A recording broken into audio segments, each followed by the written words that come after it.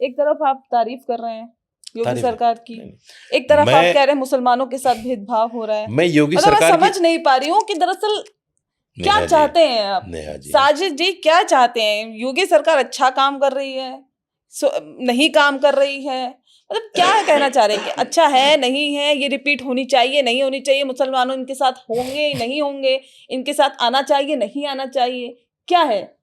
तो थोड़ा सा आईना क्लियर कर दीजिए। मैंने ये तो नहीं कहा कि सरकार सारा काम अच्छा कर रही है, ये कहा क्या मैंने? नहीं, आपने कहा कुछ काम अच्छा कर रहे हैं। मैंने कहा कि जो काम अच्छे हैं उसकी सराहना होनी चाहिए और मैंने की। लेकिन जो काम अच्छे नहीं हैं, योगी जी जाकर बंगाल में बोले कि जो मौलाना आज बयानात दे रहे हैं वो कल को झाड़ू देते हुए मिलेंगे, तो मैं उन बयानों के साथ खड़ा हो जाऊं? कोई मौलाना है जो योगी जी ने झाड़ू पे लगा दिया हो?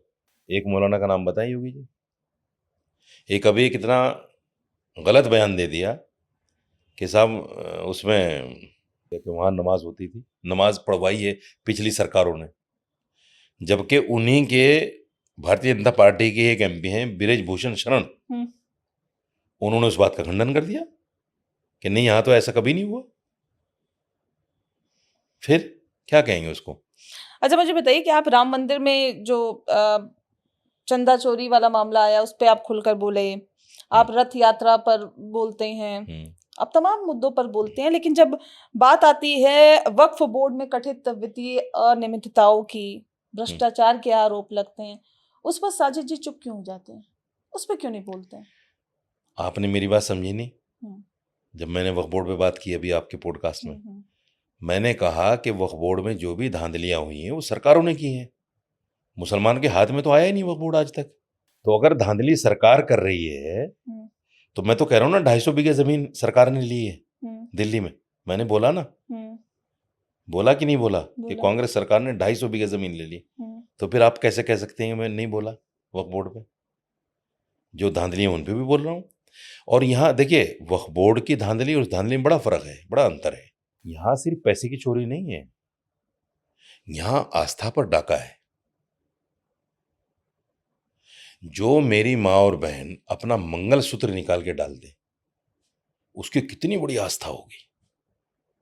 जो अपनी चूड़ी निकाल कर डाल दे, जो अपनी कान की बालियां निकाल कर डाल दे, कितनी बड़ी आस्था होगी उसकी।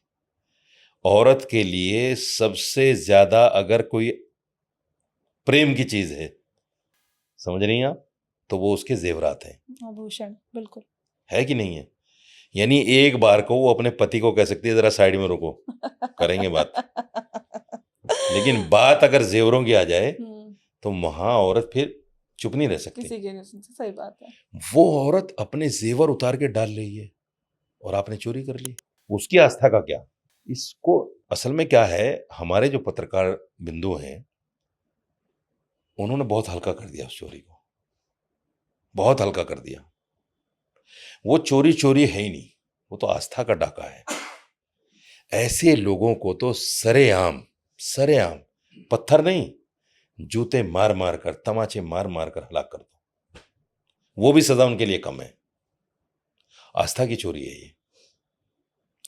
जिसको आप भगवान कह रहे हो, जहां आप ट्रस्ट बना के बैठे हो, और जो इतनी लंबी लड़ाई के बाद जो मंदिर बना हो, वहां आपने 70 बार, एक बार नहीं 70 बार कैमरे में है सारी चीजें, और जो असल चोर है उसको बचाया जा रहा है, चंपत राय। क्योंकि जी उसने इस्तीफा दे दिया और हमने इस्तीफा मान भी लिया, और इस्तीफा आज तक पब्लिक डोमेन में नहीं है, वो किसी को नहीं पता वो इस्तीफा कहाँ है।